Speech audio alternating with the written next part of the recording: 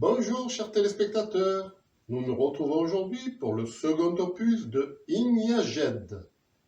Autrement dit, il n'y a jamais eu de l'émission qui dénonce les complots avec des spécialistes et des témoignages bouleversants sur ce qu'on nous cache à nous, les pauvres habitants de la Terre. Bien sûr, nous retrouvons Victor Aluminium pour son second dossier en direct.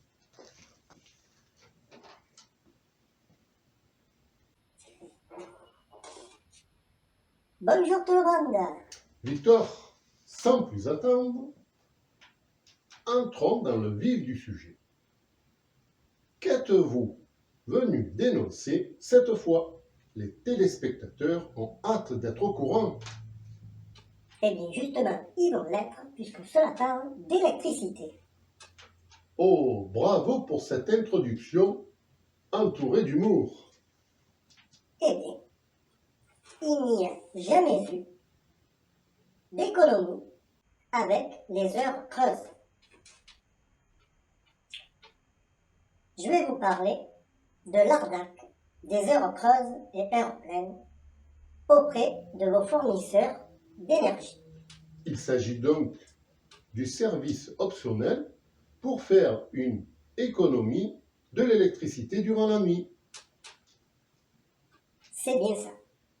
La tranche d'heures creuses est de 23 heures à 7 heures du matin, à quelques minutes près. Cela dure donc 8 heures. Sachant que le kilowatt des heures pleines coûte 12 centimes d'euros et que le kilowatt des heures creuses coûte 8 centimes d'euros, on fait donc 33% d'économie en souscrivant l'abonnement heures creuses. Mais attention, au premier abord, cela semble alléchant. On se dit qu'en utilisant le courant la nuit, on y gagne. Mais pas du tout. C'est l'inverse qui se produit. Je vous explique tout ça. Oui, Victor, dites-nous tout. Déjà là, je ne vois pas où il y a un problème. Déjà, il faut savoir qu'en choisissant l'option d'heures creuses, on doit payer un abonnement de 11 € par mois, puisque c'est un compteur à part. Ensuite, pour que ce choix soit rentabilisé, il faudrait faire tourner l'électricité la nuit 35% de l'utilisation journalière. Et ça, c'est une drôle d'organisation de calcul. Je vous le dis. Cela, tout le monde le sait. Si on choisit ce contrat, c'est qu'on a l'intention de faire tourner la nuit le lave-vaisselle, la machine à laver, le cumulus et d'autres appareils. Oui, tout à fait, Daniel. Mais il y a un piège. Oui. Lequel? Je ne vois pas du tout. Après 23 heures, et donc durant toute la nuit, théoriquement, on dort. Et est-ce que c'est vous qui vous relevez pour aller mettre en marche les appareils?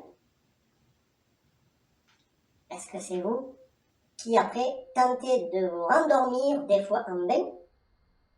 Eh bien non. Pour cela, il existe un système qui est sur tous les appareils. Ça s'appelle le départ différé.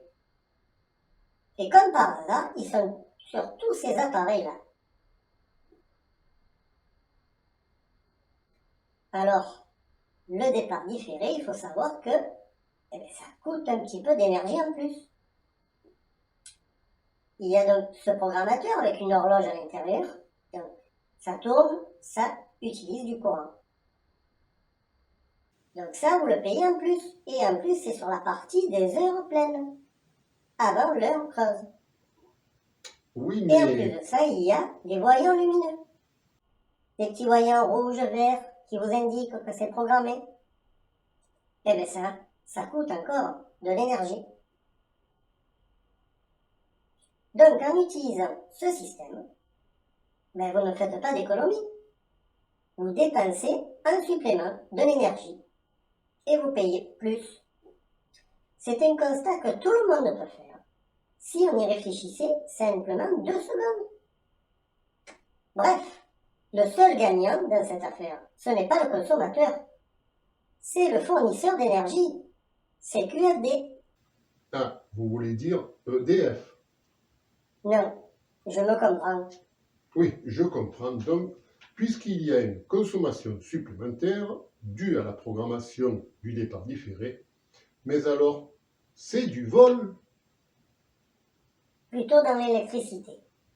Mais bon, en tout cas, je vous remercie de m'avoir laissé la parole. Au moins, j'ai pu révéler ça à ceux qui ne le savaient pas.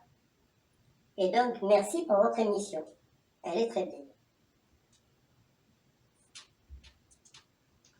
Chers téléspectateurs, vous venez d'assister à la crevaison d'un abcès.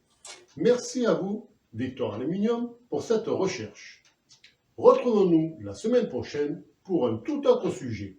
Si je ne me trompe pas, dans mes fiches, ce sera « Il n'y a jamais eu de Covid ».